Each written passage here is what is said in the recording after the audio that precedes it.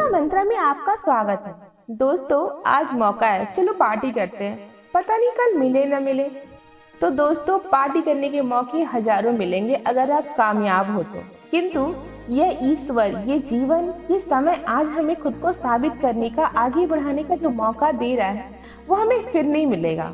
मौके को पहचानने के लिए दिमाग की नहीं, नजरिए की जरूरत होती है। अगर अपॉर्चुनिटी को पहचानने के लिए बहुत ज्यादा दिमाग की जरूरत होती ना, तो आज नमक बेचने वाला टाटा और जूता बनाने वाला बाटा नहीं होता। हमें अपॉर्चुनिटी क्यों नहीं दिखती पता है? क्योंकि हम अपॉर्चुनिटी उसी को मानते हैं जिसमें हमारा कंफर्ट होता है। जरूरी नहीं कि हमें जो मौका मिला है उसमें हमें आराम मिले या वही काम मिले जिसे हम करना चाहते हैं। कई बार मौका हमें उस रास्ते पर ले जाती है जहाँ सिर्फ कठिनाइयाँ होती हैं। हो सकता है हमें छोटे से छोटे स्तर पर काम करना शुरू करना पड़े, या हो सकता है हमें अपने फील्ड से हटके कुछ काम करना पड़े, या हो सकता है कि हमें अपने फील्ड में ही कुछ अलग सोचना पड़े। तो हमें देखना चाहिए कि हमें अपॉर्चुनिटी कहाँ से मिल रही है और कब मिल रही है। पर एक बात तय है, जब हमें अपॉर्चुनिटी मिलती है ना, तो सच बताऊं, ये किस्मत बदल के जाती है। मैं आपको दो तस्वीरें दिखाती हूँ। एक जिसमें चेहरा बालों से ढका हुआ है और पैरों में पंख लगे हुए हैं, एक दूसरा जिसका सिर गंजा है।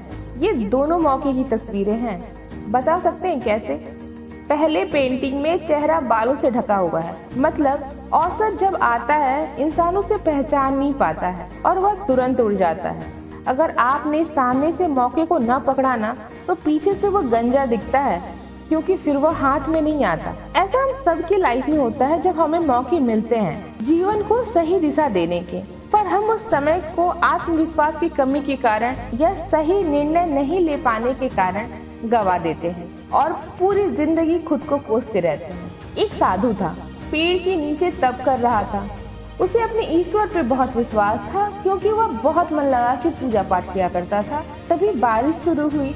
सभी गांव वाले गांव छोड़कर भागने लगे। एक आदमी आया और साधु से बोला, चलिए, बारिश के कारण नदी में उफान आ रहा है, बाढ़ भी आ सकती है। साधु ने कहा, तुम जाओ, मेरा ईश्वर मुझे बचा लेगा। पानी गांव में आ गया।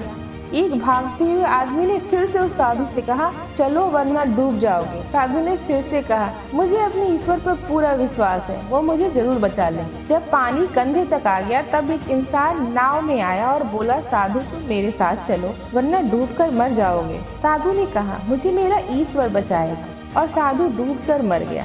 मृत्यु पश्चात जब आत्मा परमात्मा से मिलती है, तब साधु की आत्मा परमात्मा से कहती है, मुझे आप पर बहुत विश्वास था, पर आप मुझे बचाने क्यों नहीं आए?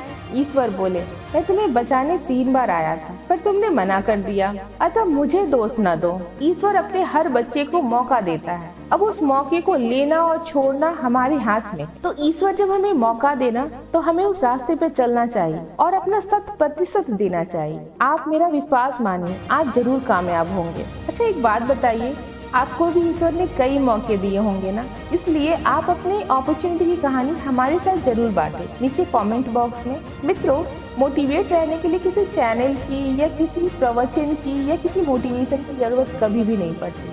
इंसान सबसे ज्यादा मोटिवेट अगर कभी रहता है तो वो खुद से रहता है। आप अपनी सोच को सकारात्मक रखिए, हर परिस्थिति में अच्छा सोचिए, अच्छे कर्म कीजिए। ये सोचिए कि ऐसा क्या करें जिससे खुद को खुशी मिले, जिससे हमारा समाज बेहतर बन सके। समय समय पर हमारे साथ ऐसी परिस्थितियां होती रहती हैं कि हमें मोटिवेशन की जरूरत पड़ ही जाती है।